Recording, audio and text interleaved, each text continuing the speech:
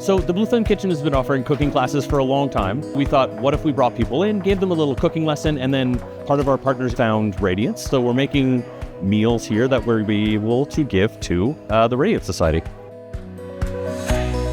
Radiance Family Society has been in existence for over 40 years, helping women and children recover from domestic violence. We provide safe housing in our shelter, community outreach programs, and trauma-informed childcare for kids that have been impacted by violence in their home. The amount of requests that we're getting from the women in our shelter for emergency food support is huge.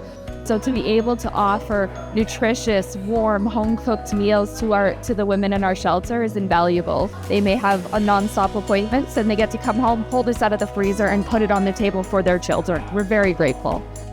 The affordability crisis in food security is really, really tough.